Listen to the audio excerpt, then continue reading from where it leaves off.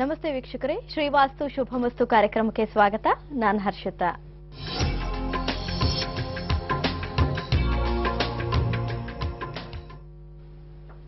ವೀಕ್ಷಕರೇ, ಇವತ್ತಿನ ಶ್ರೀವಾಸ್ತು ಶುಭಮಸ್ತು ಕಾರ್ಯಕ್ರಮದಲ್ಲಿ ವಾಸ್ತು ದೋಷವನ್ನ ವೈಜ್ಞಾನಿಕವಾಗಿ ಗುರುತು ಹಚ್ಚೋದು ಯಾವ ರೀತಿ ಅನ್ನೋದರ ಬಗ್ಗೆ ಮಾತನಾಡ್ತಾ ಇದ್ವಿ.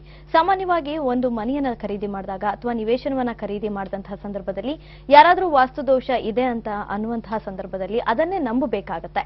ಅದರ ಬದಲಿಗೆ ಯಾವ್ದಾದ್ರೂ ಯಂತ್ರಗಳನ್ನ, ಅದಕ್ಕೆ ಸಂಬಂಧಪಟ್ಟಂತ ಯಂತ್ರಗಳನ್ನ ಇಟ್ಕೊಂಡು ಯಾವ ರೀತಿ ವಾಸ್ತು ದೋಷವನ್ನ ನಾವೇ ಪತ್ತೆ ಹಚ್ಚಬಹುದು, ಯಾವ ರೀತಿ ಜಾತಕ ಇಲ್ಲದೆ ಇರುವಂತಹ ಸಂದರ್ಭದಲ್ಲಿ ಜಾತಕಗಳ ಹೊಂದಾಣಿಕೆ ಮಾಡುವಂತಹ ಸಂದರ್ಭದಲ್ಲಿ ಈ ಯಂತ್ರ ಸಹಕಾರಿಯಾಗತ್ವೆ. ಈ ಎಲ್ಲ ವಿಚಾರಗಳ ಬಗ್ಗೆ ತಿಳಿಸಿಕೊಡೋದಕ್ಕೆ ನಮ್ಮ ಜೊತೆ ಇದ್ದಾರೆ ಖ್ಯಾತ ವಾಸ್ತು ತಜ್ಞರಾಗಿರುವಂತಹ ಡಾಕ್ಟರ್ ಯತೀಂದ್ರ ಸಾಯಿ ಗುರೂಜಿ ಅವರು.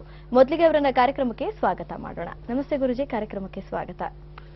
ಓಂ ಸಾಯಿ ಗುರುಭ್ಯೋ ನಮಃ. ನಮಸ್ತೆ ಸರ್ವರಿಗೂ ನಮಸ್ಕಾರ. ಅಮ್ಮ ನಮಸ್ತೆ. ನಮಸ್ತೆ ಗುರೂಜಿ. ಗುರುಜಿ, ಸಾಮಾನ್ಯವಾಗಿ ವಾಸ್ತು ದೋಷ ಇದೆ ಅಂತ ಯಾರಾದ್ರೂ ಬಂದು ಹೇಳ್ತಾರೆ, ಮನೆಗೆ ಬಂದು ಭೇಟಿ ನೀಡಿದಂತಹ ಸಂದರ್ಭದಲ್ಲಿ ಅಥವಾ ಜಾಗ ಖರೀದಿ ಮಾಡಿದಾಗ ಆ ರೀತಿ ಹೇಳುವಾಗ ಅವ್ರನ್ನೇ ನಂಬಬೇಕಾಗತ್ತೆ. ಇಲ್ಲಿ ಈ ರೀತಿ ಇರಬಾರ್ದು, ವಾಸ್ತು ದೋಷ ಇದೆ, ಇದು ಈ ದಿಕ್ಕಿನಲ್ಲಿ ಇರಬೇಕು ಅನ್ನುವಂತ ವಿಚಾರವನ್ನ ತಿಳಿಸ್ಕೊಡ್ತಾರೆ. ಆದ್ರೆ ಅದನ್ನ ನಂಬೋದಕ್ಕೂ ಮೊದಲೇ ನಾವು ಅದಕ್ಕೆ ಯಾಕೆ ಕಾರಣ, ಯಾಕೆ ಈ ರೀತಿ ಆಯ್ತು, ದೋಷ ಆಯ್ತು ಅಂತ ನಾವೇ ಪತ್ತೆ ಹಚ್ಚಿದ್ರೆ ಸುಲಭವಾಗತ್ತೆ. ಆದ್ರೆ ಇದಕ್ಕೆ ಯಾವ್ದಾದ್ರು ಯಂತ್ರಗಳಿದ್ಯಾ? ಯಾವ ರೀತಿ ಯಂತ್ರದಿಂದ ಸಹಕಾರಿ ಆಗತ್ತೆ ಗುರುಜಿ? ಇವತ್ತಿನ ಕಾರ್ಯಕ್ರಮ ವಿಶೇಷವಾಗಿ ವಾಸ್ತುವನ್ನ ಆವಿಷ್ಕಾರ ಮಾಡಬೇಕಾದ್ರೆ ತುಂಬಾ ತಲೆ ಕೆಡಿಸ್ಕೋಬೇಕಾಗುತ್ತೆ. ಸುಮ್ಮನೆ ಏನೋ ಒಂದು ಮನೆಗೆ ಹೋಗ್ಬಿಟ್ಟು ವಾಸ್ತು ಇಂತಲ್ಲಿ ದೋಷ ಇದೆ, ಅಂತಲ್ಲಿ ದೋಷ ಇದೆ ಅಂತ ಹೇಳಿದ್ರೆ ಅದು ಏನಾಗುತ್ತೆ, ಕಾಲಕ್ರಮೇಣ ಆ ವಾಸ್ತುವಿನ ಒಂದು ಬೆಲೆ ಕಡಿಮೆ ಆಗ್ತಾ ಹೋಗುತ್ತೆ. ಇದು ನೋಡಿ, ಆಧುನಿಕ ಪ್ರಪಂಚ ಅಂತ ಹೇಳ್ತೀವಿ. ಎಲ್ಲದೂ ವಿಜ್ಞಾನದಿಂದಲೇ ನಡೀತಿರುವಾಗ ನಾವು ವಿಜ್ಞಾನವನ್ನ ವಾಸ್ತುವಿನಲ್ಲಿ ಯಾಕೆ ಅಳವಡಿಸಬಾರ್ದು ಅನ್ನೋ ಒಂದು ಮನೋಜ್ಞಾನ ಎಲ್ಲರಿಗೂ ಬರುತ್ತೆ. ಇಂಥ ಸಂದರ್ಭದಲ್ಲಿ ವಿಶೇಷವಾಗಿ ವಾಸ್ತು ಅಂದ್ರೆ ಏನು, ವಾಸ್ತುವಿನ ದೋಷ ಅಂದ್ರೆ ಏನು, ಇದು ನಿಜವಾಗ್ಲೂ ಇದೆನಾ ಅನ್ನೋ ಪ್ರಶ್ನೆಗಳು ನಮ್ಮನ್ನು ಕಾಡ್ತಾ ಹೋದಾಗ ಅದಕ್ಕೆ ನಾನು ಹೇಳೋದಿಗೆ, ಯಾವುದೇ ಒಬ್ಬ ವ್ಯಕ್ತಿ ಮನೆಯಲ್ಲಿ ಹೋಗಿ ವಾಸ್ತುವನ್ನು ಚೆಕ್ ಮಾಡಿ ಇಂಥಲ್ಲಿ ದೋಷ ಇದೆ ಅಂತ ಹೇಳ್ತಾನೆ, ಹೇಳಿದಾಗ ಅದನ್ನ ನಾವಾಗ್ಲಿ ನೀವಾಗ್ಲಿ ನಂಬಲೇಬೇಕಾಗುತ್ತೆ. ಯಾಕಂದ್ರೆ ಅವ್ನು ತಿಳ್ಕೊಂಡಿರೋನಾಗಿರೋದ್ರಿಂದ ಆ ಥರ ಹೇಳ್ತಾನೆ ಅಂತ ತಿಳ್ಕೊಂಡು ನಾವು ಅನ್ಕೋಬೇಕಾಗುತ್ತೆ. ಬಟ್ ನಾವೇ ಯಾಕೆ ವಿಜ್ಞಾನ ಬಳಸಬಾರ್ದು? ಅದು ಹೇಗೆ ಅಂತ ಕ್ವಶನ್ ಕೇಳಿದಾಗ ಆನ್ಸರ್ ಏನ್ ಬರಬೇಕು? ಅವ್ರು ಕೇಳಿದಾಗ ಇಲ್ಲ, ಇಲ್ಲಿ ದೋಷ ಇದೆ ಅಂದ್ರೆ ಇದು ದೋಷ ಇದೆ, ಏನ್ ದೋಷ ಇದೆ, ಈಗಾಗಿದೆ, ಅದ್ರ ಅರ್ಥ ಏನು? ಇಂಥ ಒಂದು ಪ್ರಶ್ನೆಗಳು ನಮ್ಮನ್ನು ಎಲ್ಲೋ ಕಾಡ್ತಾ ಇರೋ ಜಿಜ್ಞಾಸೆ ಇದೆಯಲ್ಲ. ಇಂಥ ಸಂದರ್ಭದಲ್ಲಿ ಒಂದು ಮನೆಯ ವಾಸ್ತು ದೋಷದ ಪರಿಸ್ಥಿತಿಯನ್ನು ಅರ್ಥಕೋಬೇಕಾದ್ರೆ ವೈಜ್ಞಾನಿಕ ಸಲಕರಣೆಗಳನ್ನ ಬಳಸಿ ಅಂತ ಹೇಳ್ತಾರೆ ವಿಶಿಷ್ಟವಾಗಿ. ನಾನು ಇವತ್ತಿನ ಈ ಕಾರ್ಯಕ್ರಮದಲ್ಲಿ ವಾಸ್ತು ಅಂದ್ರೆ ಏನು ಅನ್ನೋದ್ರ ಬಗ್ಗೆ ಹೇಳ್ತಾ ಇರೋದು. ವಾಸ್ತು ಅಂದ್ರೆ ಕೇವಲ ಒಂದು ಬಿಲ್ಡಿಂಗ್ ಕಟ್ಟಿರುವಂತ ಮನೆ, ಅದರ ಆಕೃತಿಯ ಮೇಲೆ ವಾಸ್ತು ದೋಷ ಅಂತ ತಿಳ್ಕೊಳ್ಳೋದು ತಪ್ಪಾಗುತ್ತೆ. ವಾಸ್ತುವಿನಲ್ಲಿ 3 ರೀತಿಯ ವಾಸ್ತುಗಳಿದಾವೆ. It has its own branches. ಹೆಂಗಂದ್ರೆ, ಒಂದು ಎನ್ವಿರಾನ್ಮೆಂಟಲ್ ವಾಸ್ತು ಅಂತ. ಎನ್ವಿರಾನ್ಮೆಂಟಲ್ ಅಂದ್ರೆ ಪರಿಸರದಲ್ಲಿರುವಂತ ಒಂದು ಬದಲಾವಣೆಗಳ ಮೇಲೆ ವಾಸ್ತು ದೋಷ ಉಂಟಾಗುತ್ತೆ. ಒಂದು ಉದಾಹರಣೆಗೆ, ಒಂದು ಮನೆ ಕಟ್ಟಿದ್ವಿ, ಮೊದಲು ಅಲ್ಲಿ ಸುಂದರವಾದಂಥ ಪರಿಸರ ಇತ್ತು, ಪಕ್ಕದಲ್ಲಿ ಯಾವುದೋ ದೊಡ್ಡ ಫ್ಯಾಕ್ಟರಿ ಬಂತು, ಹೊಗೆ ಹುಗುಳುತ್ತೆ, ಶಬ್ದ ಮಾಲಿನ್ಯ, ಈ ರೀತಿ ಅನೇಕ, ಚರಂಡಿ ಬಂತು, ಈ ರೀತಿಯ ಅನೇಕ ವಾಸ್ತು ದೋಷಗಳು ಉಂಟಾಗೋದು ಒಂದು ವಿಚಾರ. ಎರಡನೇದು, ಮನೆ ಕಟ್ಟಬೇಕಾದ್ರೆ ಯಾವುದೋ ಒಂದು ಮೂಲೆಯನ್ನು ಬೆಳೆಸೋದೋ, ಮೂಲೆಯನ್ನು ಕಡಿತಗೊಳಿಸೋದು, ಅಥವಾ ವಾಸ್ತುವಿಗೆ ಕ್ರಮಬದ್ಧವಲ್ಲದಂತ ಬೇಸಿಕ್ ಪ್ರಿನ್ಸಿಪಲ್ಸ್ ಅಂತ ಹೇಳ್ತಾರೆ, ಅದಕ್ಕೆ ತಕ್ಕಂತೆ ಮನೆಯನ್ನು ಕಟ್ಟಿದಾಗ ಅದು ಆ ಸ್ಟ್ರಕ್ಚರಲ್ ವಾಸ್ತು ಅಂತ ಹೇಳ್ತೀವಿ. ಸ್ಟ್ರಕ್ಚರಲ್ ಅಂದ್ರೆ ಮನೆ ಕಟ್ಟಿದ ರೀತಿ ಅಂತ. 3ನೇ ಆಯಾಮ ಬಹಳ ಮುಖ್ಯವಾದಂಥದ್ದು. ಆ ಮನೆ ಒಳಗಡೆ ವಾಸ ಮಾಡುವಂತ ನಮಗೆ ಶುದ್ಧವಾದಂಥ ಗಾಳಿ ಬೇಕು, ಪರಿಪೂರ್ಣವಾದಂಥ ಬೆಳಕು ಬೇಕು, ಉತ್ತಮವಾದಂಥ ಟೆಂಪರೇಚರ್, ವಾತಾವರಣ ಒಳಗಡೆ ತುಂಬಾ ತಂಪಿದ್ರೂ ಜೀವನ ಮಾಡ್ಲಿಕ್ಕಾಗಲ್ಲ, ಶೆಕೆ ಆದ್ರೂ ಜೀವನ ಮಾಡ್ಲಿಕ್ಕಾಗಲ್ಲ. ಈ 3 ಆಯಾಮಗಳು ಬಹಳ ಮುಖ್ಯ. ಇವನ್ನ ನಾವು ಇಂಟರ್ನಲ್ ಎನರ್ಜಿ ಅಂದ್ರೆ ಒಳಗಡೆ ಇರುವಂತ ಒಂದು ಶಕ್ತಿ, ಇದ್ರ ಬಗ್ಗೆ ನಾವು ಹೆಚ್ಚಿನ ಒಂದು ಮಹತ್ವವನ್ನು ಕೊಡ್ತೀವಿ. ನೋಡಿ, ಮನೆ ಹೊರಗಡೆ ಕಟ್ಟಿ ತಪ್ಪಾಗಿರೋದನ್ನ ಕಣ್ಣಿಂದ ನೋಡಿ ಹೇಳ್ಬೋದು, ಪರಿಸರದಲ್ಲಿ ಆಗಿರುವಂತ ಬದಲಾವಣೆಯನ್ನ ನೀವೇ ತಿಳ್ಕೊಂಡು ಹೇಳ್ಬೋದು. ಆದ್ರೆ ಒಳಗಡೆ ಇರುವಂತ ಆಂತರಿಕ ಶಕ್ತಿಯನ್ನ ನಾವು ಯಾವ ದೃಷ್ಟಿಯಲ್ಲಿ ಹೇಳ್ತೀರಾ? ಅನುಭವಿಸಿದಾಗ ಮಾತ್ರ ಅಲ್ವಾ? ಅದಕ್ಕೆ ಒಬ್ಬ ಅದನ್ನ ಮಾಡೋನು ಹೆಂಗಿರ್ಬೇಕಂದ್ರೆ ತುಂಬಾ ಒಂದು ಅನೇಕ ಜ್ಞಾನಗಳನ್ನು ಹೊಂದಿರುವಂತವನು, ಅಂತ ವ್ಯಕ್ತಿ ಮಾತ್ರ ಅದನ್ನ ಮಾಡ್ಲಿಕ್ಕೆ ಸಾಧ್ಯ. ಅಂತ ವ್ಯಕ್ತಿಗಳು ಈಗ ಇರೋದು ಎಲ್ಲಿದ್ದಾರೆ? ನಾವೆಲ್ಲ ಈಗ ಪ್ರೊಫೆಷನಲಿಸಮ್ ಅಂತಂದೇಳಿ, ವಾಸ್ತು ಅಂದ್ರೆ ಪ್ರೊಫೆಷನ್ ಆಗೋಗ್ಬಿಟ್ಟಿದೆ, ಬಿಸ್ನೆಸ್ ಆಗೋಗ್ಬಿಟ್ಟಿದೆ. ಈಗ ಇಂಥ ಸಂದರ್ಭದಲ್ಲಿ ಇಲ್ಲಿ ಎಲ್ಲಿಂದ ನೀವು ಧ್ಯಾನ ಮಾಡ್ತೀಯಾ, ಎಲ್ಲಿಂದ ಇದು ಮಾಡಿ ಅಂತ ಒಂದು ಪರಿಸ್ಥಿತಿಗೆ ಸಿಕ್ಕೋದಾಡುವಂತ ಸ್ಥಿತಿ. ಈ ಸಂದರ್ಭದಲ್ಲಿ ನಾನು ಇವತ್ತು ನಿಮಗೆ ಬಹಳ ಮುಖ್ಯವಾಗಿ ಒಂದು ವಿಶಿಷ್ಟವಾದಂಥ ಯಂತ್ರವನ್ನ, ಈಗ ಆಲ್ರೆಡಿ ಈ ಯಂತ್ರದ ಆವಿಷ್ಕಾರಗಳು ಬೇಕಾದಷ್ಟು ವರ್ಷಗಳಿಂದ ಆಗಿದೆ. ನಮ್ಮ ಗುರುಗಳಾದ ಡಾಕ್ಟರ್ ಮ್ಯಾನಮೂರ್ತಿಯವರು ಮೊಟ್ಟ ಮೊದಲಿಗೆ ಪ್ರಪಂಚಕ್ಕೆ ಇಂಟ್ರೊಡ್ಯೂಸ್ ಮಾಡಿರುವಂತಹ ಒಂದು ಯಂತ್ರ ಇದು. ಇದನ್ನ ಯೂನಿವರ್ಸಲ್ ಥರ್ಮಲ್ ಸ್ಕ್ಯಾನರ್ ಅಂತ ಹೇಳ್ತಾರೆ. ಏನಿದು ಥರ್ಮಲ್ ಅಂತಂದ್ರೆ, ಥರ್ಮಲ್ ಅಂದ್ರೆ ಹೀಟ್ ಎನರ್ಜಿ ಅಂತ. ಪ್ರತಿಯೊಂದು ವಸ್ತುವಿಗೂ ಕೂಡ ಒಂದು ಹೀಟ್ ಎನರ್ಜಿ ಇದೆ, ಶಾಖ ಇದ್ದೇ ಇರುತ್ತೆ. ಆ ಶಾಖದ ಶಕ್ತಿಯನ್ನ ನೋಡಿ, ಆ ಶಾಖದ ಶಕ್ತಿಯ ಪರಿಣಾಮದ ಮೇಲೆ ಆ ವಸ್ತುವಿನ ಸ್ಥಿತಿಗತಿಗಳು ಹೇಗಿದೆ ಅನ್ನೋದನ್ನ ತಿಳ್ಕೊಳ್ತಾರೆ. ಸೊ ಇದನ್ನ ಎಕ್ಸ್ಪ್ಲೇನ್ ಮಾಡ್ತಾ ಹೋದ್ರೆ ತುಂಬಾ ಎಕ್ಸ್ಪ್ಲನೇಷನ್ ಹೋಗುತ್ತೆ. ನಾನು ತುಂಬಾ ಪ್ರಾಕ್ಟಿಕಲ್ ಆಗಿ ಹೋಗ್ತಾ ಇದ್ದೀನಿ ಇವತ್ತು. ನೀವು ಅನೇಕ ಸೈಟ್ಗಳನ್ನ ತಗೊಂಡಿರ್ತೀರಾ, ಯಾವುದೋ ಒಂದು ಸೈಟ್ ತಗೊಂಡಿರ್ತೀರಾ, ಆ ಸೈಟ್ ಇಂದ ತುಂಬಾ ಅಭಿವೃದ್ಧಿಯನ್ನು ಕಾಣ್ತೀರಾ. ಕೆಲವು ಜನ ಸೈಟ್ ತಗೊಳ್ತಾರೆ, ಸೈಟ್ ತಗೊಂಡ ತಕ್ಷಣ ಅಧೋಗತಿಗಳಿತಾರೆ. ಈ ರೀತಿ ಪರಿಸ್ಥಿತಿ ಇದೆ.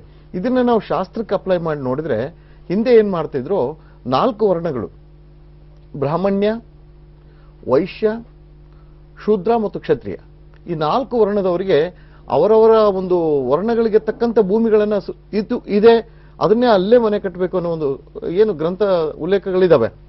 ಅದರ ಬಗ್ಗೆ ನಾನು ಈಗ ಬೇರೆ ರೀತಿಯಲ್ಲಿ ಹೇಳಬೇಕಾಗುತ್ತೆ. ಕಾರಣ ಏನಂದ್ರೆ, ಬ್ರಾಹ್ಮಣ್ಯರಿಗೆ ಅದು ಅವರಿಗೆ ಏನು ಹಳದಿ ಮಣ್ಣಿನ ಭೂಮಿ, ಮತ್ತು ಏನು ವಿಶೇಷವಾಗಿ ಕ್ಷತ್ರಿಯರಿಗೆ ಕೆಂಪು ಮಣ್ಣಿನ ಭೂಮಿ, ವೈಶ್ಯರಿಗೆ ಕಪ್ಪು ಮಣ್ಣಿನ ಭೂಮಿ, ಶೂದ್ರರಿಗೆ ಮಿಶ್ರ ತಳಿ ಅಂದ್ರೆ ಮಿಶ್ರ ಬಣ್ಣದ ಭೂಮಿ ಅಂತ ಹೇಳ್ತಾರೆ. ಅಂದ್ರೆ ಅವರವರು ಮಾಡುವಂತ ಕೆಲಸಗಳ ಆಧಾರದ ಮೇಲೆ ಆ ವರ್ಣಗಳು ಉತ್ಪತ್ತಿಯಾಗಿರೋದು.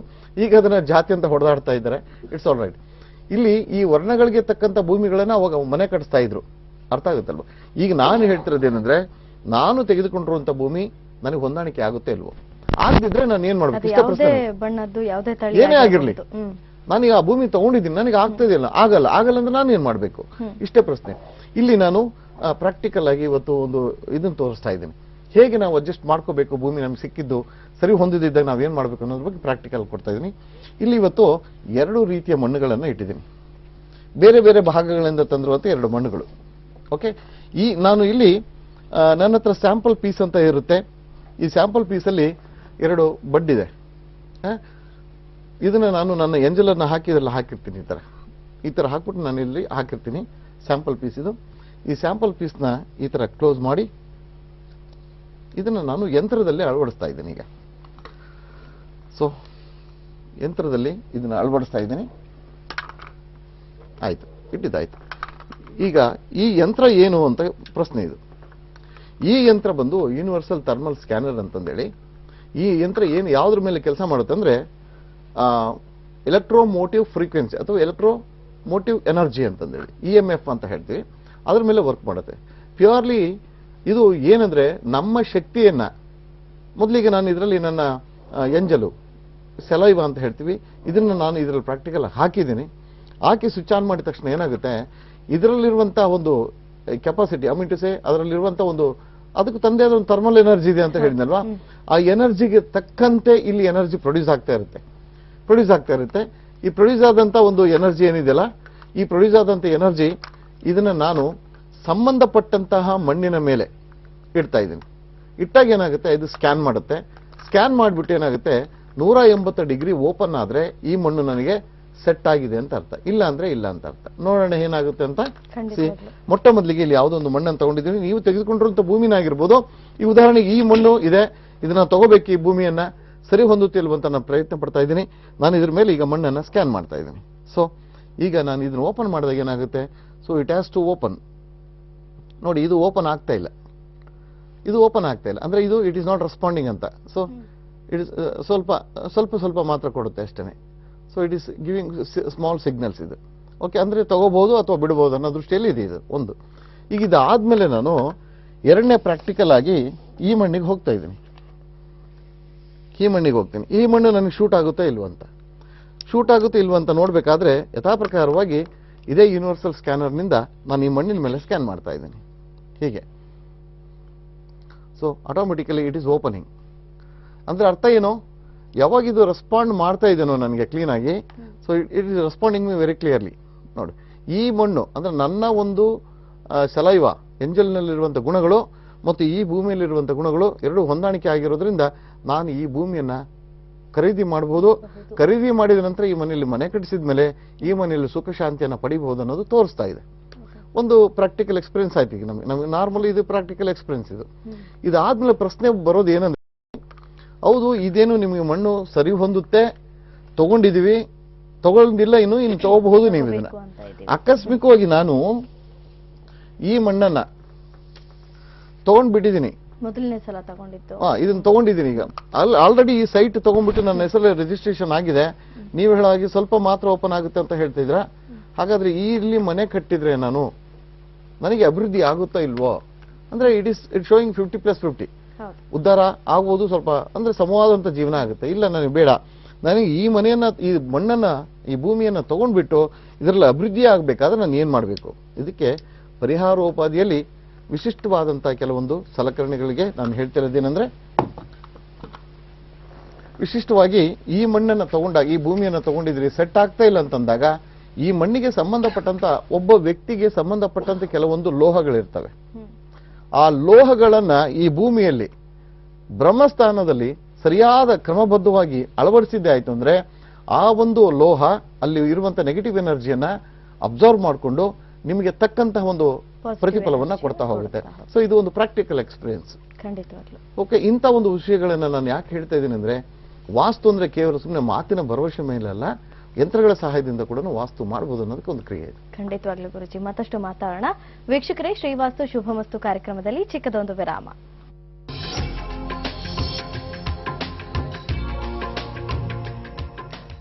ವಿರಾಮದ ನಂತರ ಮತ್ತೆ ಶ್ರೀವಾಸ್ತು ಶುಭಮಸ್ತು ಕಾರ್ಯಕ್ರಮಕ್ಕೆ ಸ್ವಾಗತ. ಗುರುಜಿ, ಭೂಮಿಯನ್ನ ಯಾವ ರೀತಿ ನಮಗೆ ಹೊಂದುವಂತೆ ಮಾಡ್ಕೊಳ್ಬೇಕು ಅನ್ನೋದನ್ನ ತಿಳಿಸ್ಕೊಟ್ರಿ. ಇನ್ನು ಅದು ಹೊಂದದೇ ಇರುವಂತಹ ಭೂಮಿಯನ್ನ ಯಾವ ರೀತಿ ಹೊಂದೋ ತರ ಪರಿವರ್ತನೆ ಮಾಡ್ಕೊಳ್ಬಹುದು ಅನ್ನೋದನ್ನ ಹೇಳ್ಕೊಡ್ತೀನಿ ಅಂತ ಹೇಳಿದ್ರಿ. ಅಂದ್ರೆ ಕೆಲವೊಂದು ರತ್ನಗಳನ್ನ ಬಳಸಿ ಅದನ್ನ ತಿಳಿಸ್ಕೊಡಿ. ಈಗ ಆ ಭೂಮಿಯಲ್ಲಿ ವಿಶೇಷವಾಗಿ ಕೆಲವೊಂದು ಲೋಹಗಳನ್ನ ಮತ್ತು ಕೆಲವೊಂದು ರತ್ನಗಳನ್ನ, ಕೆಲವೊಂದು ಕಲ್ಲುಗಳನ್ನು ಉಪಯೋಗಿಸ್ಬಿಟ್ಟು ಆಗದೇ ಇರುವಂತ ಭೂಮಿಯನ್ನ ನಮ್ಮ ಒಂದು ಎನರ್ಜಿ ಲೆವೆಲ್ಗೆ ಈಕ್ವಲೆಂಟ್ ಆಗಿ ಮಾಡ್ಕೊಂಡು ನಾವು ಇದು ಮಾಡ್ಬೋದು. ಇಲ್ಲಿ ಒಂದು ಪ್ರಶ್ನೆ ಬರುತ್ತೆ, ಎಷ್ಟೋ ಜನ ಇವತ್ತು ರತ್ನಗಳ ಮೊರೆ ಹೋಗ್ತಾರೆ. ಸ್ಟೋನ್ಸ್, ಜಮ್ ಸ್ಟೋನ್ಸ್ ಅಂತ ಹೇಳ್ತಾರೆ, ಕನಕಪುಷ್ಯರಾಗ ಅಂತಾರೆ, ರುಬಿ ಅಂತಾರೆ, ಮಾಣಿಕ್ಯ, ವೈಢೂರ್ಯ, ಈ ತರ ಅನೇಕ ರತ್ನಗಳನ್ನ ಉಪಯೋಗಿಸ್ತಾರೆ. ಅವ್ರಿಗೆ ಜನ್ಮ ದಿನಾಂಕ ಇತ್ತು ಅಂದ್ರೆ ಜಾತಕದ ದೃಷ್ಟಿಕೋನವನ್ನು ನೋಡಿ ನಾವು ಅವ್ರಿಗೆ ಕೊಡ್ಬೋದು. ಅದೇನಂದ್ರೆ ಆ ಜಾತಕದಲ್ಲಿ ಯಾವ ಗ್ರಹಗಳ ಪ್ರಭಾವ ಇರುತ್ತೋ ಆ ಗ್ರಹಗಳಿಗೆ ಸಂಬಂಧಪಟ್ಟಂತ ಹರಳನ್ನ ಹಾಕೋದ್ರಿಂದ ಒಳಿತಾಗುತ್ತೆ. ಒಳಿತಾಗುತ್ತೆ ಅಂದ್ರೆ ಅರ್ಥ ಏನು? ನೀವು ಹರಳು ಹಾಕಿದ ತಕ್ಷಣ ನಿಮ್ಗೆ ಲಕ್ಷ್ಮಿ ಬಂದು ಹಣ ಬಂದು ಬೀಳಲ್ಲ ಮನೆ ಹತ್ರ, ತಪ್ಪು ತಿಳ್ಕೊಬೇಡಿ. ಹರಳು ಹಾಕೋದು ಇಷ್ಟನೇ ಅರ್ಥ. ಯಾವಾಗ ಒಂದು ಹರಳನ್ನು ಹಾಕ್ತಿರೋ, ಹರಳು ಹಾಕಿದಾಗ ಅದರ ಬಣ್ಣ ಅಲ್ಲಿ ಕೆಳಗಡೆ ಇರುವಂತ ನರ್ವ್ ಸಿಸ್ಟಮ್ಗೆ ಒಂದೊಂದು ಹರಳಿಗೆ ಒಂದೊಂದು ಬೆರಳಿರುತ್ತೆ. ಆ ನರ್ವ್ ಸಿಸ್ಟಮ್ ಮೇಲೆ ಆ ಬೆಳಕಿನ ಪ್ರಭಾವ ಬೀರಿ ಟೋಟಲ್ ಇಂಟರ್ನಲ್ ರಿಫ್ರಾಕ್ಷನ್ ಅಂತ ಹೇಳ್ತಾರೆ. ಬಿದ್ದಾಗ ಏನಾಗುತ್ತೆ, ಆ ನರ ಚೋಕ್ ಆಗುತ್ತೆ, ಬ್ರೈನ್ ಪಾರ್ಟ್ ಅನ್ನ ಚೋಕ್ ಮಾಡುತ್ತೆ. ಚೋಕ್ ಮಾಡಿದಾಗ ಏನಾಗುತ್ತೆ, ನಮಗೆ ಇಂಟೆಲಿಜೆನ್ಸಿ ಜಾಸ್ತಿ ಆಗುತ್ತೆ. ಇಂಟೆಲಿಜೆನ್ಸಿ ಜಾಸ್ತಿ ಜೊತೆಗೆ ಸಪ್ತ ಚಕ್ರಗಳು ಶುದ್ಧಿ ಆಗ್ತವೆ. ಅನಾರೋಗ್ಯದಿಂದ ದೂರ ಹೋಗ್ತೀವಿ ನಾವು, ಆರೋಗ್ಯ ಸೃಷ್ಟಿ ಆಗುತ್ತೆ. ಮತ್ತು ಒಳ್ಳೆ ಪ್ಲಾನ್ಸ್ ಗಳನ್ನ ಮಾಡಿ ಒಳ್ಳೆ ಬಿಸ್ನೆಸ್ ಮಾಡ್ಲಿಕ್ಕೆ ಏನೇನು ಐಡಿಯಾಸ್ ಬೇಕು ಅದನ್ನು ಕೊಡುತ್ತೆ ಅಷ್ಟೇ ಹೊರತು ನೀವು ತಿಳ್ಕೊಂಡಾಗ ರತ್ನಗಳನ್ನು ಹಾಕಿದ ತಕ್ಷಣ ನಮಗೆ ಹಣ ಬಂದು ಬೀಳಲ್ಲ. ನೆನ್ಪಿಟ್ಕೊಳ್ಳಿ. ಇವತ್ತಿನ ಪ್ರಶ್ನೆ ಹೇಗಿದೆ, ಹಾಗಿದ್ದಲ್ಲಿ ನಮಗೆ ಸೂಟಬಲ್ ಆಗಿರುವಂತ ರತ್ನ ಯಾವುದು, ಹೇಗೆ ಕಂಡುಹಿಡಿಯಬೇಕು ಅಂದ್ರೆ ಈ ಯೂನಿವರ್ಸಲ್ ಸ್ಕ್ಯಾನರ್ ನಿಂದ ನಾವು ಫೈಂಡ್ ಔಟ್ ಮಾಡ್ಲಿಕ್ಕೆ ಸಾಧ್ಯ. ಹೇಗೆ ಮಾಡಬೇಕು I will show you again. ಮತ್ತೊಂದ್ಸಲ ತೋರಿಸ್ತಾ ಇದ್ದೀನಿ. ಇಲ್ಲಿ ಯಥಾ ಪ್ರಕಾರವಾಗಿ ಈ ಒಂದು ಯೂನಿವರ್ಸಲ್ ಸ್ಕ್ಯಾನರ್ ಎನರ್ಜಿ ಮಿಷನ್ ತಗೊಳ್ತಾ ಇದ್ದೀನಿ. ಇದರಲ್ಲಿ ನನ್ನ ಎಂಜಲು ಅಥವಾ ಏನು ಸಲೈವ ಅಂತ ಇದ್ದೇ ಇರುತ್ತೆ. ನನಗೆ ಯಾವ ಸೂಟಬಲ್ ಅಂತ ನೋಡ್ಕೋಬೇಕಲ್ವಾ. ನನಗೆ ಮೊಟ್ಟ ಮೊದಲಿಗೆ ಒಂದರಿಂದ ನಾನು ಹೋಗ್ತಾ ಇದ್ದೀನಿ. ಮೊದಲು ರುಬಿ ನೋಡ್ತಾ ಇದ್ದೀನಿ ನಾನು, ರುಬಿ. ಸೊ ರುಬಿನ ನಾನು ರುಬಿ ಚೆಕ್ ಮಾಡ್ತಾ ಇದ್ದೀನಿ. ಈಗ ನನ್ನ ಎನರ್ಜಿಗೆ ಅದು ಸ್ಕ್ಯಾನ್ ಆಗಬೇಕು. So it is scanning out. So ruby ನನಗೆ ಶೂಟ್ ಆಗುತ್ತೆ, ರುಬಿ ಅಂತ ಹೇಳುತ್ತೆ. ರುಬಿ ಅಂದ್ರೆ ಮಾಣಿಕ್ಯ ಶೂಟ್ ಆಗುತ್ತೆ. ಎರಡನೇದು ಮುತ್ತು. ಸೊ ಮುತ್ತು ನನಗೆ ಶೂಟ್ ಆಗ್ತಾ ಇಲ್ಲ. ಸೊ ಇದು ನನಗೆ ಅವಶ್ಯಕತೆಗಳಿಲ್ಲ. ಇದೇ ರೀತಿ ಕನಕಪುಷ್ಯರಾಗ ಅಂತ ತಗೊಳ್ತೀನಿ. ಸೊ ಕನಕಪುಷ್ಯರಾಗ, so it is showing positive result. Yes, it is there. So ಕನಕಪುಷ್ಯರಾಗ. ಈ ರೀತಿಯಾಗಿ ಎಲ್ಲ ಹರಳುಗಳನ್ನ ನಾವು ಸೆಲವೆಯನ್ನು ಹಾಕಿ ಚೆಕ್ ಮಾಡ್ತಾ ಹೋದ್ರೆ ಆಟೋಮೆಟಿಕಲಿ ಅಲ್ಲಿರುವಂತಹ ಹರಳುಗಳಲ್ಲಿ ಒಂದು ಅಥವಾ ಎರಡು ಹರಳುಗಳು ನಮ್ಮ ಒಂದು ಏನು ಚೈತನ್ಯಕ್ಕೆ, ನಮ್ಮ ಒಂದು ಎನರ್ಜಿಗೆ, ಬಾಡಿ ಆರಾ ಅಂತ ಹೇಳ್ತೀವಿ, ತೇಜಸ್ಗೆ ಸರಿಸುಮಾರಾಗಿ ಹೊಂದಾಣಿಕೆ ಆಗುತ್ತೆ. ಅವುಗಳನ್ನ ಹಾಕೋದ್ರಿಂದ ಡೆಫಿನೆಟ್ಲಿ ನಮ್ಮ ಲೈಫಲ್ಲಿ ಬದಲಾವಣೆಗಳನ್ನ ಕಾಣ್ತೀವಿ. ಏನು, ಇಂಟೆಲಿಜೆನ್ಸ್ ಇನ್ಕ್ರೀಸ್ ಆಗುತ್ತೆ, ಆರೋಗ್ಯ ಅಭಿವೃದ್ಧಿ ಆಗುತ್ತೆ, ಸಪ್ತ ಚಕ್ರಗಳು ಕೂಡ ಶುದ್ಧಿ ಆಗ್ತವೆ. ಇದೆಲ್ಲ ವಿಶೇಷ. ಆ ಒಂದು ಕಾರಣದಿಂದ ಹರಳಾಗಬೇಕೇ ಹೊರತು ನಮಗೆ ಹಾಕಿದ ತಕ್ಷಣ ಬಂದವರೆಲ್ಲ ದುಡ್ಡು ಕೊಡ್ತಾರೆ ಅನ್ನೋದು ಮಾತ್ರ ಮನಸ್ಸಿನಲ್ಲಿ ಇಟ್ಕೋಬೇಡಿ. So there is the reason. ನೋಡಿ, ಅದೇ ಕಾರಣದಿಂದ ಇವತ್ತು ನಾನು ಹಾಕಿರುವಂತಹ ಹರಳು ಕೂಡ ನಾದೇನೆ. ಒಂದು ಕನಕಪುಷ್ಯರಾಗವನ್ನು ಹಾಕಿದ್ದೀನಿ, ಇನ್ನು ಎರಡನೇದು ರುಬಿ ಹಾಕಿದ್ದೀನಿ. ಮಧ್ಯದ ಬೆರಳು ಕ್ಷೀರ ಸ್ಫಟಿಕ ಅಂತ ವಿಶೇಷವಾದಂಥ ಹರಳಿದು. ಆದರೆ ನನಗೆ ಬೇಕಾಗಿರುವಂತಹ ಒಂದು ಕನಕಪುಷ್ಯರಾಗ ಮತ್ತು ಒಂದು ರುಬಿಯನ್ನ, ಈ ಹರಳುಗಳನ್ನು ಹಾಕಿದ ಮೇಲೆ ನನ್ನ ಜೀವನದಲ್ಲಿ ಅನೇಕ ಪರಿವರ್ತನೆಗಳನ್ನು ಕಂಡಿದ್ದೀನಿ. This is the practical experience ನಿಮ್ಮ ಮುಂದೆ ಇಡ್ತಾ ಇರೋದು. ಸೊ ಯಾರಿಗೆ ಜನ್ಮ ದಿನಾಂಕಗಳಿಲ್ಲವೋ, ಜನ್ಮ ದಿನಾಂಕಗಳಿಲ್ಲ, ಹರಳನ್ನು ಹಾಕ್ಬೇಕಂತ ಅಭಿಪ್ರಾಯ ಇದ್ದಾಗ ಏನ್ ಮಾಡಬೇಕು, ಈ ಯೂನಿವರ್ಸಲ್ ಸ್ಕ್ಯಾನರ್ ಇಂದ ಚೆಕ್ ಮಾಡಿಸಿದಾಗ ಆಟೋಮೆಟಿಕಲಿ ಇಂಥ ಹರಳು ನಮಗೆ ಶೂಟ್ ಆಗುತ್ತೆ, ನಮಗೆ ಅಭಿವೃದ್ಧಿಯನ್ನು ಕೊಡುತ್ತೆ ಅನ್ನೋ ದೃಷ್ಟಿಕೋನದಲ್ಲಿ ಆ ಹರಳಿಗೆ ಮಾನ್ಯತೆಯನ್ನು ಕೊಡಿ ಅಂತ ಕೇಳ್ತಾ ಇದ್ದೇನೆ ನಿಮಗೆ. ಖಂಡಿತವಾಗ್ಲೂ ಗುರೂಜಿ. ಬಹಳ ಅದ್ಭುತವಾಗಿ ತಿಳಿಸ್ಕೊಟ್ರಿ ಯಾವ ರೀತಿ ಭೂಮಿಯನ್ನ ನಮಗೆ ಸರಿ ಹೊಂದೋ ರೀತಿಯಲ್ಲಿ ಪರಿವರ್ತನೆ ಮಾಡ್ಕೊಳ್ಬೇಕು ಅಂತ. ಇದು ಜಾತಕ ಇಲ್ಲದವ್ರಿಗೆ, ಜನ್ಮ ದಿನಾಂಕ ಇಲ್ಲದವ್ರಿಗೂ ಇದು ಆಗತ್ತಾ ಗುರೂಜಿ? ಅವರ ರಾಶಿ ನಕ್ಷತ್ರ ಇದಕ್ಕೆ ಜನ್ಮ ದಿನಾಂಕದ ಅವಶ್ಯಕತೆಗಳಿಲ್ಲ. ಇದಕ್ಕೆ ಬೇಕಾಗಿರೋದಷ್ಟೇನೆ ಮನುಷ್ಯನಿಗೆ ಸಂಬಂಧಪಟ್ಟಂತ ಒಂದು ವಿಶೇಷವಾಗಿ ಶಲಾಯುವ ಅಂತ ಹೇಳಿದೆ, ಎಂಜಲು, ಇಲ್ಲಾಂದ್ರೆ ನಮ್ಮ ಕೂದಲನ್ನೇ ಯಾಕೆ ಬಳಸ್ತೀವಿ ಅಂದ್ರೆ ಅದು DNA ರೆಪ್ರೆಸೆಂಟೇಟಿವ್ ಆಗಿರೋದ್ರಿಂದ ಕೂದಲು, ಇಲ್ಲಾಂದ್ರೆ ಸ್ಕಿನ್ ಅಂತ ಹೇಳ್ತೀವಿ ಅದು. ಈ ರೀತಿ ಕೆಲವೊಂದು ಮನುಷ್ಯನಿಗೆ ಸಂಬಂಧಪಟ್ಟಂತ ಕೆಲವೊಂದು ಭಾಗಗಳಿಂದ ಚೆಕ್ ಮಾಡಿ ಆ ಒಂದು ಎನರ್ಜಿಗೂ ನಾವು ಮಾಡುವಂತ ಒಂದು ಕೆಲಸದ ಎನರ್ಜಿಗೂ ಈಕ್ವಲೆಂಟ್ ಆಗಿರ್ಬೇಕು. ಆದಾಗ ಮಾತ್ರ ನಾವು ಡೆಫಿನೆಟ್ಲಿ ನಮ್ಮ ಲೈಫ್ ಅಲ್ಲಿ ನಾವು ಏನ್ ಎಕ್ಸ್ಪೆಕ್ಟೇಷನ್ಸ್ ಇಟ್ಕೊಳ್ತೀವಿ ಅದನ್ನ ಮಾಡ್ಲಿಕ್ಕೆ ಸಾಧ್ಯತೆ ಇರುತ್ತೆ. ಖಂಡಿತವಾಗ್ಲೂ ಗುರುಜಿ. ಕಾಲರ್ ಒಬ್ರು ರೆಡಿ ಇದ್ದಾರೆ. ಯುವರಾಜ್ ಅವರು ಜಾಲಹಳ್ಳಿಯಿಂದ ಕರೆ ಮಾಡಿದ್ದಾರೆ. ಯುವರಾಜ್ ಅವರೇ ನಮಸ್ತೆ. ನಮಸ್ಕಾರ ಮೇಡಮ್. ಹೇಳಿ, ಯಾರ ಬಗ್ಗೆ ಕೇಳಬೇಕಾಗಿತ್ತು? ನಮ್ಮ ಬಗ್ಗೆನೇ ಕೇಳಬೇಕಿತ್ತು ಮೇಡಮ್. ಓಕೆ, ನಿಮ್ಮ ಜನ್ಮ ದಿನಾಂಕ ಹಾಗೆ ಹುಟ್ಟಿದ ಸಮಯ ತಿಳಿಸಿ. 21/11/79. 21/11/1979. ಹೌದು.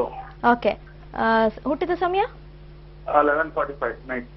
ಗುರುಜಿ ಇದ್ದಾರೆ, ಮಾತಾಡಿ. ಗುರುಜಿ ನಮಸ್ಕಾರ. ಸರ್ ನಮಸ್ತೆ. ನಮಸ್ತೆ ಸರ್, ಹೇಳಿ.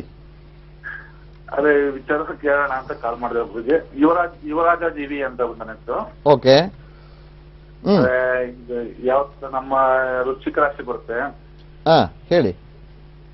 ಅದ್ರ ಬಗ್ಗೆ ಕೇಳೋಣ ಅಂತ ಅವ್ರು ಏನು ಅಲ್ಲ, ಏನ್ ಬೇಕಾಗಿದೆ ಆಕ್ಚುಲಿ, ಏನ್ ಕೇಳ್ಬೇಕು ಅನ್ಕೊಂಡಿದೀರಾ ನೀವು? ಅದೇ ಆಕ್ಚುಲಿ ನಾನು ಟ್ರಾನ್ಸ್ಪೋರ್ಟ್ ಫೀಲ್ಡ್ ಅಲ್ಲಿ ಇರೋದು ಈಗ ಆಲ್ರೆಡಿ. ಅದಕ್ಕೋಸ್ಕರ ಯಾವ ರಾಶಿ ಇದ್ರಲ್ಲಿ ಯಾವ ತರ ಇದಾಗುತ್ತೆ? No, your question is not clear. ವೃತ್ತಿಯಲ್ಲಿ ಅಭಿವೃದ್ಧಿ ಬೇಕು ಅಥವಾ ಜಾಬ್ ಚೇಂಜ್ ಮಾಡ್ಬೇಕು ಅನ್ಕೊಂಡಿದ್ರ ಅಥವಾ ಏನನ್ನೋದು ಕ್ವಶನ್ ಕ್ಲಿಯರ್ ಆಗಿ ಕೇಳ್ಬೇಕು. ಏನೋ ವಿಚಾರಗಳು. Okay okay. 2 ವೆಹಿಕಲ್ ಇದೆ ನಮ್ದು. ಟ್ರಾನ್ಸ್ಪೋರ್ಟ್ ಸಾಫ್ಟ್ವೇರ್ ಕಂಪ್ನಿ ಗಾಡಿಗಳು ಓಡ್ತಾ ಇದಾವೆ. ಹಾಗಾಗಿ ನಾನು ಆಕ್ಚುಲಿ ಇನ್ನ ಸ್ವಲ್ಪ ಗಾಡಿನ ಸ್ವಲ್ಪ ರೈಸ್ ಮಾಡೋದು. ಇಲ್ಲ, ಓಪನ್ ಆಗಿ ಹೇಳ್ತಿದ್ದೀನಿ. ಅಕಾರ್ಡಿಂಗ್ ಟು ಯುವರ್ ಕುಂಡಲಿ ನಿಮ್ಗೆ ವೆಹಿಕಲ್ಸ್ ಗಳು ಆಗೋದೇ ಇಲ್ಲ. ನೆನ್ಪಿಟ್ಕೊಳ್ಳಿ, ವೆಹಿಕಲ್ಸ್ ಅಲ್ಲಿ ನೀವೇನಾದ್ರೂ ಮೂವ್ಮೆಂಟ್ ಇಟ್ಕೊಂಡ್ರೆ 50 to 50 ಊಟಕ್ಕೆ, ಬಟ್ಟೆಗೆ, ಮನೆಗೆ ಬೇಕಾದಂತ ಖರ್ಚಿಗೆ ಇಷ್ಟಕ್ಕೆ ಮಾತ್ರ ಆಗುತ್ತೆ ಹೊರತು ಅಭಿವೃದ್ಧಿ ಹೊಂದಲಿಕ್ಕೆ ತುಂಬಾ ಕಷ್ಟ ಇದು. ಸೊ ಇದಕ್ಕೇನ್ ಹೇಳುತ್ತೆ ಅಂತಂದ್ರೆ, ನೀವು ಸಾಧ್ಯವಾದಷ್ಟು ಮಟ್ಟಿಗೆ ನೋಡಿ, ಈಗ ಬ್ಯಾಂಕ್ಗಳಿಂದ ಕೆಲವೊಂದು ಕೆಲಸಗಳನ್ನ ಕೊಡ್ತಾರೆ. ಏನು, ಮನಿ ರಿಕವರಿಂಗ್ ಅಂತ ಹೇಳ್ತಾರೆ, ಅಥವಾ ರಿಕವರಿ ಏಜೆನ್ಸಿಗಳು ಅಂತ ಹೇಳ್ತಾರೆ. ಇಂಥ ರಿಕವರಿ ಏಜೆನ್ಸಿಗಳ ಇರುವಂತ ಒಂದು ನಿಮ್ದೇ ಆದಂತ ಸ್ವಂತ ಒಂದು ಆರ್ಗನೈಸೇಷನ್ ಓಪನ್ ಮಾಡ್ಕೊಳ್ಳಿ. ಡೆಫಿನೆಟ್ಲಿ ನಿಮ್ ಲೈಫಲ್ಲಿ ಸಕ್ಸಸ್ ಆಗ್ಲಿಕ್ಕೆ ಸಾಧ್ಯತೆ ಇದೆ. I wish you all the best. Take care. ಧನ್ಯವಾದಗಳು ಯುವರಾಜ್ ಅವರೇ ಕರೆ ಮಾಡಿದ್ದಕ್ಕಾಗಿ. ಗುರುಜಿ, ಜಾತಕ ಇಲ್ಲದವರಿಗೆ ಯಾವ ರೀತಿ ಇದು ಮಾಡಬಹುದು ಅಂತ ಅನ್ನೋದನ್ನ ತಿಳಿಸ್ಕೊಡ್ತಾ ಇದ್ರಿ, ತಿಳಿಸ್ಕೊಡಿ.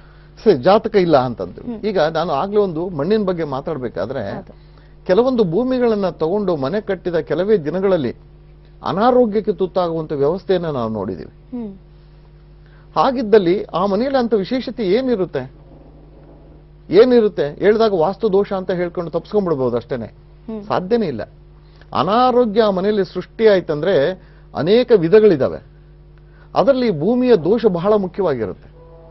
ಏನದು ಭೂಮಿಯ ದೋಷ ಅಂತಂದ್ರೆ, ಯಾರು ಬೇಕಾದ್ರೂ ನೀವು ಇವತ್ತು ಗೂಗಲ್ ಮಾಡಿ ನೋಡಿ, ಗೂಗಲಿಂಗ್ ಇಂಟರ್ನೆಟ್ ಅಲ್ಲಿ ಹೋಗಿ ನಾನು ಹೇಳುವಂತ ಒಂದು ವರ್ಡ್ ಅನ್ನು ಜಿಯೋಪಥಿಕ್ ಸ್ಟ್ರೆಸ್ ಅಂತಂದೇಳಿ, ಜಿಯೋಪಥಿಕ್ ಸ್ಟ್ರೆಸ್ ಅಂತಂದೇಳಿ ಗೂಗಲ್ ಮಾಡಿ. ಇವತ್ತು ನಿಮ್ಗೆ ಗೊತ್ತಾಗುತ್ತೆ ಆ ಭೂಮಿಯಲ್ಲಿ ಏನಾದ್ರೂ ಆ ಒಂದು ಜಿಯೋಪಥಿಕ್ ಸ್ಟ್ರೆಸ್ ಅನ್ನುವಂತ ಒಂದು ಶಕ್ತಿ ಇತ್ತು ಅಂದ್ರೆ, ಆ ಮನೆಯಲ್ಲಿರುವಂತ ಯಾವುದೇ ವ್ಯಕ್ತಿಗಳು ಆ ಸ್ಪಾಟ್ ಅಲ್ಲಿ ಮಲಗ್ತಾ ಇದ್ರೆ automatically with in short span of 6 months ಒಳಗಡೆ ಎಂಟೈರ್ ಬಾಡಿ ಎನರ್ಜಿ ವೀಕ್ ಆಗ್ತಾ ಹೋಗುತ್ತೆ.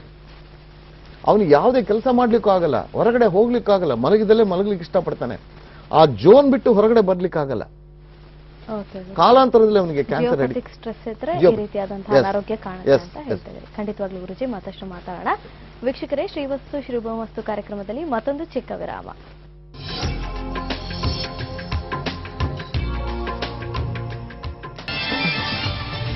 ವಿರಾಮದ ನಂತರ ಮತ್ತೆ ಶ್ರೀವಾಸ್ತು ಶುಭಮಸ್ತು ಕಾರ್ಯಕ್ರಮಕ್ಕೆ ಸ್ವಾಗತ. ಗುರುಜಿ, ತಿಳಿಸ್ಕೊಟ್ರಿ ಇವಾಗ ಭೂಮಿಯನ್ನ ಯಾವ ರೀತಿ ನಮಗೆ ಹೊಂದಾಣಿಕೆ ಮಾಡ್ಕೊಳ್ಬೇಕು ಅಂತ. ಅದರ ಜೊತೆಗೆ ಈಗ ಸೆಮಿನಾರ್ ಬಗ್ಗೆ ಮಾತನಾಡೋದಾದ್ರೆ, ಶ್ರೀ ವಾಸ್ತುಲಕ್ ಸಂಸ್ಥೆಯಿಂದ ಇನ್ನೇನು ಕೆಲವೇ ದಿನಗಳಲ್ಲಿ ಸೆಮಿನಾರ್ ಇಟ್ಕೊಂಡಿದ್ದೀರಿ. ಈ ಸೆಮಿನಾರ್ ನಲ್ಲಿ ಯಾವ ರೀತಿಯಾಗಿ ಈಗ ಶ್ರೀ ವಾಸ್ತುಶಾಸ್ತ್ರದ ಬಗ್ಗೆ ವೈಜ್ಞಾನಿಕವಾಗಿ ಬಂದವರಿಗೆ ಯಾವ ರೀತಿ ತಿಳಿಸ್ಕೊಡ್ತೀರಾ? ಈ ಸೆಮಿನಾರ್ನ ವಿಶೇಷತೆಗಳೇನೇನು?